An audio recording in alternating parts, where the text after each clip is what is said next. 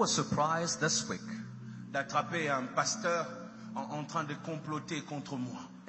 Mon cœur a été déchiré quand j'ai vu qu'il y a même des serviteurs de Dieu eux-mêmes qui commencent maintenant à se dénoncer. Pastor quoting against me. Et c'est un pasteur de Limité en plus. There is a pastor of Limete here. Son église est entre Bethel et Ministère Amen. His church is just between Bethel and ministry.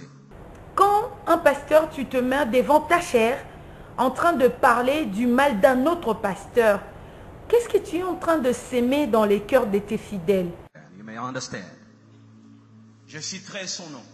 Alors, laissez-nous un peu avec toutes vos histoires de dénonciation et consorts. Surtout pas parmi vous, chers serviteurs de Dieu. Pardon, pardon. Bonjour, peuple de Dieu. Merci pour ce moment merveilleux que le Seigneur nous a donné. Alors, avant toute chose, je veux vraiment commencer par la prière parce que les choses que je veux dire sont tellement fortes, à tel point que je demande au Saint-Esprit de me donner la sagesse de le dire. Père très saint, je te dis merci pour ce moment précieux. Je demande, cher Saint-Esprit, que tu puisses m'accompagner. Donne-moi de la sagesse qu'il faut afin de donner ce message, afin de réveiller le peuple de Dieu, afin de booster encore ce peuple qui est en train d'aller vers la séduction et de se laisser séduire sans le savoir. Seigneur, parle encore à nos cœurs. Au nom de Jésus-Christ, Amen. Je crois que j'ai mis le titre pour dire, et maintenant, qui est vrai et qui est faux?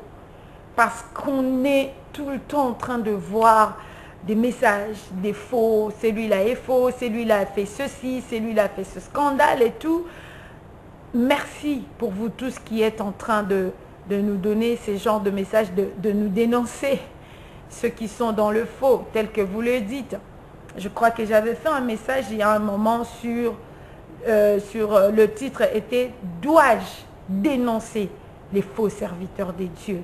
Si tu allais suivre ce message, tu seras vraiment béni. C'est un message tellement fort avec beaucoup de sagesse, avec l'équilibre que le Saint-Esprit m'avait donné pour communiquer à son peuple. Avant, c'était juste des intercesseurs, des gens qui passent le temps dans la présence de Dieu et ils reçoivent des messages, je dis ça comme ça, hein. Ils reçoivent des messages et ils viennent nous donner des messages pour nous dire que pendant telle personne, pendant que j'étais en prière, le Seigneur m'a dit que tel pasteur est mauvais, tel chantre n'est pas des dieux, patati patata, et nous remercions le Seigneur pour ça. Mais ce qui m'a poussé encore à faire ce message, mon cœur a été déchiré quand j'ai vu qu'il y a même des serviteurs de Dieu eux-mêmes qui commencent maintenant à se dénoncer. C'est comme si on était les enfants des mêmes familles et nous commençons à aller dire le problème de nos familles chez les voisins. Chez les voisins. Et il se trouve même qu'on est en train de dire ça chez les voisins qui ne nous aiment pas. Parce que, laisse-moi dire un peu ces choses. Quand un pasteur, tu te mets devant ta chair en train de parler du mal d'un autre pasteur, qu'est-ce que tu es en train de s'aimer dans les cœurs de tes fidèles? Tu veux assez que ces fidèles ne puissent pas aimer l'autre pasteur-là.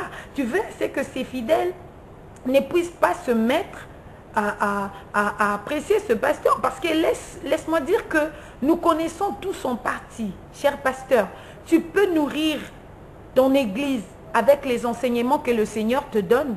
Mais laisse-moi te dire que chez l'autre pasteur, une infidèle de ton église peut toujours recevoir quelque chose d'autre que toi, tu ne lui as pas donné. Aujourd'hui, si le Seigneur a permis à ce qui est YouTube, qui est Facebook, qui est tous réseaux sociaux, c'est pour que tout le monde puisse se remplir des choses qu'il faut pour lui. Parce qu'en restant à l'église, on ne se nourrit que ce que l'église nous donne. On lit la parole et parfois, par exemple moi, il y avait un moment en 2015-2016, je lisais la parole, je peux être en train de me poser des questions sur un verset pour essayer de comprendre ce que le verset veut me dire. Et tu vas voir que le Seigneur va m'envoyer un enseignement d'un pasteur. Et lorsque je veux écouter ce pasteur en train de prêcher, c'est comme si la personne était en train de me répondre à la question que j'avais. Donc le Seigneur passera vers ce pasteur-là pour me répondre à la question. Donc cela veut dire quoi? Si nous allons rester là, en train de dire que tel est mauvais, tel est mauvais, tel est mauvais, nous allons risquer d'empêcher à ce que nos fidèles puissent recevoir quelque chose que le Seigneur va nous envoyer au travers du corbeau, tel que le Seigneur avait fait à Élie. Je répète toujours cet exemple. Le corbeau est un animal impur, mais ce corbeau, le Seigneur lui avait utilisé pour aller nourrir Élie. Mais quand il prêche, But when he preaches, tu as l'impression que quand le ciel va s'ouvrir, c'est lui qui va entrer les premiers. you have impression that he's going to be the first to go to heaven.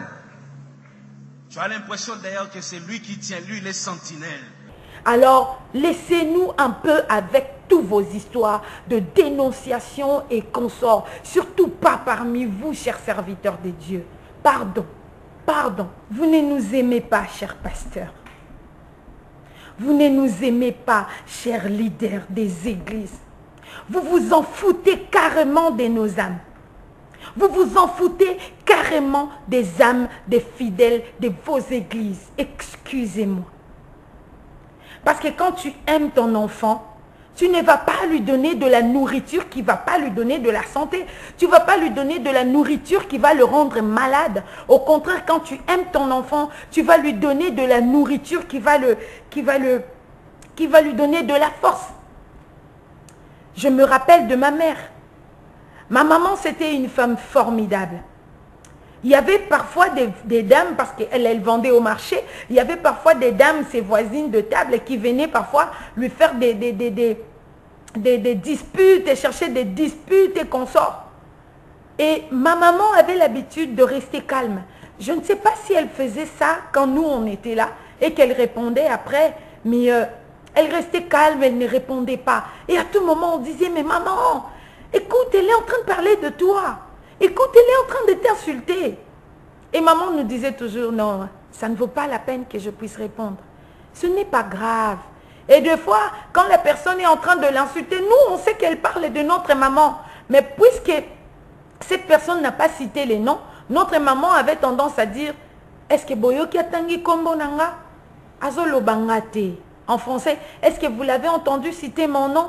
Elle ne parle pas de moi. Juste pour essayer de nous calmer, afin que nous ne puissions pas répondre ou encore nous ne puissions pas réagir. Parce qu'on se mettait en colère. Tu ne peux pas venir insulter notre maman comme ça. Mais la réponse de notre maman, elle était catholique, si je peux dire comme ça. Elle priait Marie. Elle avait le chapelet à la main, elle priait Marie. Mais elle nous a éduqués. Elle nous a éduqués comme ça. À tel point que nous aussi, lorsqu'on a grandi, on ne répond pas. On ne répond pas aux insultes, on ne répond pas. On est comme ça. On a pris ça de notre mère.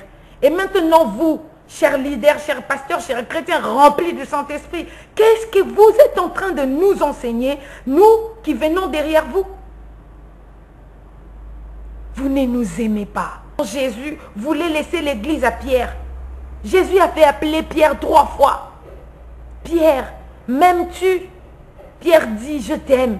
Il dit, paie mes brebis. Pierre, m'aimes-tu? Tu le sais, Seigneur. Paie mes brebis. Pierre, m'aimes-tu? Je crois que les 3 fois que Jésus avait appelé Pierre, ça avait une signification. C'était une insistance. Et la seule chose que Jésus lui répondait, c'était paie mes brebis. Et qu'est-ce que vous êtes en train de faire aujourd'hui? Est-ce que vous êtes en train de paître les brebis du Seigneur avec ce genre de discours, avec ces discours qui poussent aux chrétiens de haïr les autres personnes, avec ces discours qui poussent les autres chrétiens de ne pas aimer quelqu'un? Ce n'est pas possible. Et des chrétiens qui sont dans ces genres des églises, quand votre pasteur dit ces genres des églises, vous êtes là, vous acclamez. Et je l'ai enregistré, je l'ai fait écouter lui-même, je lui ai dit, je t'ai eu. I recorded and I said, Pastor, I got you. Et je veux que le monde entier sache qui tu es réellement. I shall tell to the world that who you are.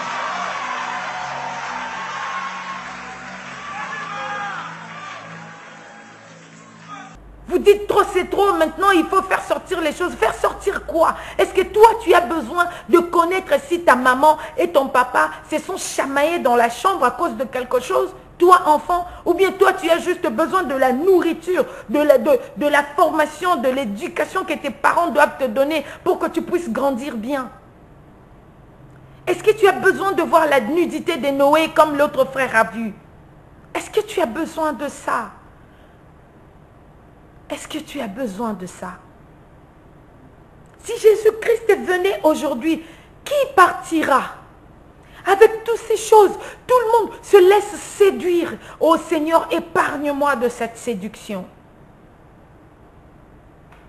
Les païens viennent à l'église pour écouter l'évangile, être appelés au salut, afin qu'ils puissent changer leur vie et qu'ils puissent recevoir le salut.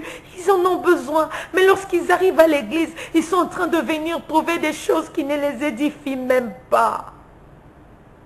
Chers leaders, où est-ce que vous emmenez les brebis? Vous leur faites manger quoi? De quelle nourriture vous donnez à vos brebis? Même si tu as été sali à un niveau, même si on fait des vidéos contre toi, est-ce que toi aussi, tu dois faire la même chose? Sinon, tu tombes dans le même piège qu'eux. Je vois encore dans une église, il y a un monsieur l'abbé qui, au lieu de prêcher l'évangile, il récupère les prédications d'un pasteur qui a parlé de son église ou encore de sa doctrine. Il commence à répondre. Tu gagnes quoi? Nous ne venons pas pour vous observer à l'église. Nous ne venons pas pour vous regarder. Nous ne venons pas à l'église pour écouter vos bêtises. Nous venons à l'église pour écouter la parole de Dieu. Nous venons à l'église pour être nourris spirituellement. S'il vous plaît. S'il vous plaît. S'il vous plaît. S'il vous plaît. Aidez-nous à connaître Christ. Ne nous aidez pas à connaître ce que font les autres.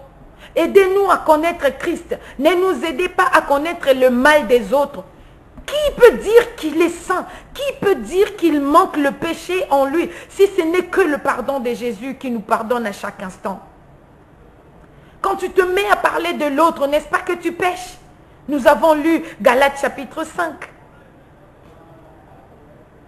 Quand tu te mets genre que je veux faire, je veux dire et autres. Cher leader, même si tu vas faire une autre vidéo pour demander pardon, déjà la première vidéo, tu as détruit les gens avec la première vidéo. Peut-être la deuxième vidéo, ceux qui ont suivi la première vidéo ne vont pas suivre la deuxième. Mon Dieu, qu'est-ce que vous êtes en train de chercher? Qu'est-ce que vous êtes en train de nous faire là? Que le Seigneur nous pardonne. Que le Seigneur pardonne nos églises. Là où les leaders des églises ont pris un endroit, ils ont fait des fidèles, leurs spectateurs, pour leur regarder comment ils sont en train de dire des choses, ils sont en train de les acclamer et tout. Cher Saint-Esprit, s'il te plaît, garde tes élus, que tes élus ne puissent pas tomber dans ces genres de choses, que tes élus ne puissent pas tomber dans ces genres de séduction. Garde nos oreilles, garde notre esprit, garde nos yeux. S'il te plaît, Seigneur. Ça fait mal au cœur. Je voulais partager ces choses avec vous. Chers chrétiens, concentrez-vous à la parole de Dieu. Concentrez-vous aux choses qui vous édifient. Arrêtez de passer des minutes, des heures et des heures à regarder. Et YouTube nous aide tellement. Quand tu regardes ça, il te propose ceci. Quand tu regardes, il te propose. Quand tu regardes, il te propose. Tu passes toute la journée en train de regarder des choses qui ne t'édifient pas. En ce moment-là, si Jésus-Christ revenait, tu es perdu. Parce qu'en écoutant ce genre de choses, on dirait, c'est comme si vous étiez en train de critiquer avec lui. Quand tu entends ce genre de choses, qu'est-ce que tu ressens dans ton cœur? De la haine contre le pasteur qu'on a parlé, de la haine contre le chantre qu'on a parlé, de la haine, il y a tellement de... Je ne parle pas de ce pasteur seulement, ils sont nombreux. Ils sont nombreux. Ils sont nombreux. Si tu veux avoir encore plus de sagesse par rapport à ce genre de choses, regarde la vidéo que j'ai mis le lien là en bas. Dois-je dénoncer les faux serviteurs? Moi aussi j'en connais. Le Seigneur m'en a montré. Mais il m'a dit ça ne vaut pas la peine. Laissez-les croître ensemble. Au moment venu, moi-même je vais trier. Toi, suis-moi. Regarde-moi, lis ma parole, demande-moi l'inspiration de ma parole. Je te dirai ce qui est bien pour toi. Et ce que moi je te dirai, ce qui est bien pour toi, tu le partageras avec les autres. Et ceux qui t'écouteront marcheront sur les chemins que je te fais marcher. Que le Seigneur nous aide. Vous allez dire que c'est la Bible qui nous dit cela. Vous vous appuyez toujours sur le verset de Éphésiens chapitre 5, le verset 11 qui dit, et nous commençons par le verset 10, « Examinez ce qui est agréable au Seigneur et ne prenez point part aux œuvres infructueuses des ténèbres, mais plutôt condamnez-les. » Oui, ne prenez pas part aux œuvres de ténèbres, mais dénoncez-les. Mais on ne nous a pas dit de dénoncer les noms. On nous a dit de dénoncer les œuvres. Les œuvres. Les œuvres. Quand déjà tu dénonces les œuvres et que tu pointes, tu donnes déjà l'adresse de l'église, tu pointes déjà les prédications que le pasteur en question prêche. Donc tu donnes déjà les détails qu'il faut pour ce pasteur-là. Laisse-moi vous dire, vous à qui, bon, je dirais que le Seigneur utilise pour dénoncer. C'est une bonne chose. Mais laisse-moi vous dire que les païens qui vous suivent ne sont pas édifiés. Et les païens qui vous suivent ne veulent plus venir à Christ. Pourquoi? Parce qu'ils sont en train de voir que dans le Seigneur, il n'y a rien de sérieux. Or, s'il y a des faux, c'est parce qu'il y a des vrais. Lorsque toi, tu te mets à dénoncer, c'est bien. Mais qu'est-ce que tu fais? Est-ce que tu évangélises ou ton travail, c'est seulement de dénoncer ceux qui sont faux? Après avoir dénoncé ceux qui sont faux, qu'est-ce que tu fais après pour que la personne qui a suivi ton message puisse être ramenée vers le Seigneur? Parce que nous voyons, tous ces pasteurs que vous êtes en train de dénoncer, ils sont faux, ils sont du diable, ils ne sont pas des dieux. Les gens sont pleins là-bas. Les gens se remplissent de jour en jour. Moi, je dirais que le problème, ce n'est pas les faux pasteurs. Le problème, ce sont les chrétiens qui vont vers eux. La Bible nous dit dans Matthieu,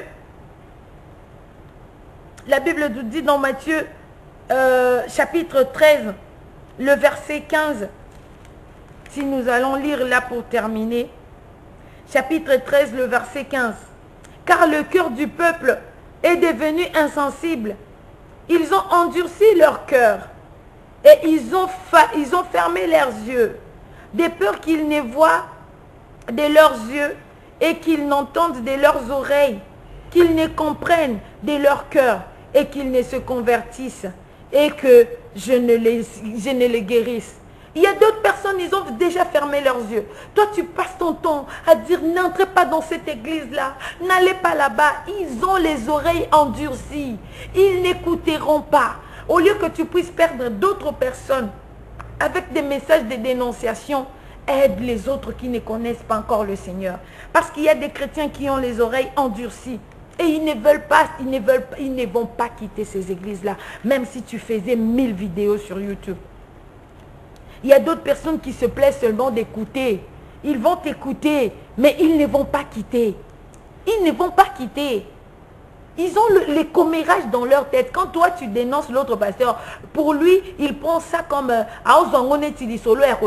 On dirait pasteur, c'est comme si tu étais en train de critiquer les gens chez lui. Pour lui, tellement qu'il a l'esprit de critique, il va juste t'écouter comme si c'était des critiques. Et il ne va pas quitter cette église-là. Tu passes ton temps inutilement.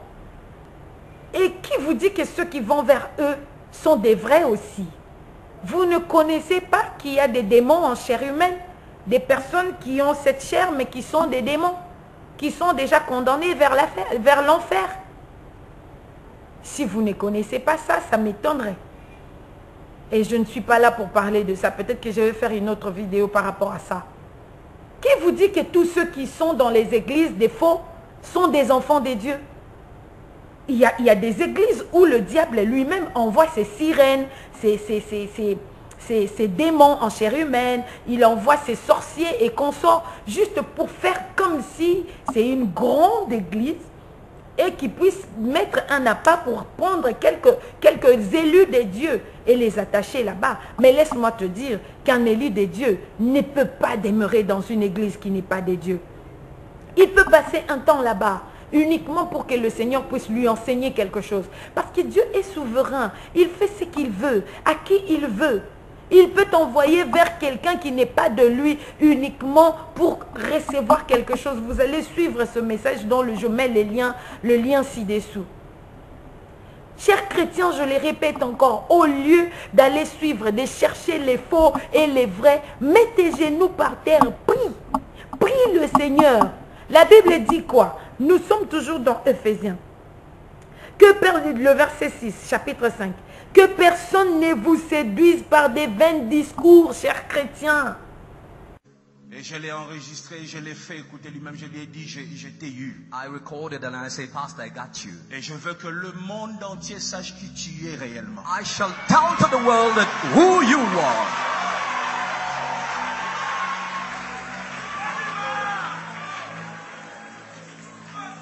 Car c'est à cause de ces choses que la colère de Dieu vient sur les fils de la rébellion. Quand tu cherches les vrais ou les faux, est-ce que toi-même tu es vrai? Oui, on a dit quoi? 11. Ne prenez point part aux œuvres infructueuses de ténèbres, mais plutôt condamnez-les. C'est quoi les œuvres de ténèbres? C'est quoi les œuvres de ténèbres? Que toi tu condamnes, que toi tu es en train de dénoncer. Est-ce que toi-même tu es vraiment bien? Si on regardait ta vie, on ne trouvera pas quelque chose d'imparfait à l'intérieur. Nous savons très bien fixer juste quelque chose pour dire que non, ce sont les œuvres des ténèbres. Nous devons les dénoncer. Oui, ce genre de pasteur, il est en train de parler ça, il est en train de faire ce genre de signes et consorts. Nous devons dénoncer pour sauver les enfants de Dieu. Qui vous dit que c'est vous qui allez sauver les enfants de Dieu en dénonçant les autres? Je ne vous contredis pas. Mais faites-le par amour. Mais il faut savoir aussi que lorsque vous êtes en train de le faire, faites-le. Et à la fin, essayez de dire des choses qui vont montrer aux païens qui regardent vos vidéos que malgré qu'il y a des faux, il y a aussi des vrais. À la fin de vos vidéos, ramenez le peuple de Dieu vers la vie éternelle. Ramenez le peuple de Dieu vers la vraie. Ramenez le peuple de Dieu vers la parole de Dieu, vers l'évangile. Qu'est-ce que vous attendez du peuple de Dieu? Qu'est-ce que vous attendez quand vous leur dites ce genre de choses? Qu'eux aussi puissent détester les autres pasteurs, qu'eux aussi puissent dire comme ce pasteur-là n'aime pas mon pasteur, moi aussi je ne vais pas l'aimer. Laissez-nous libres au moins. Laissez les chrétiens libres de faire leur choix. Laissez les chrétiens libres d'aller vers où l'Esprit de Dieu est en train de les envoyer. Aux chrétiens, ce que moi je veux vous dire, c'est de prier. Prier, prier et prier. La seule personne qui connaît celui qui est faux et celui qui est vrai, c'est Dieu. Si même nous allons voir dans Actes des Apôtres, le Seigneur avait fait paraître une natte avec les animaux impurs et a dit à Pierre, mange ces animaux. Pierre a dit, non Seigneur, je ne peux pas manger parce que ce sont les animaux impurs. Le Seigneur lui a dit, n'appelle pas impur, c'est que moi j'ai appelé pur.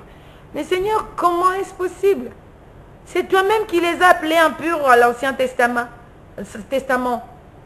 C'est toi qui les as appelés impurs dans l'Ancien Testament. Et tu nous as ordonné de ne pas les manger.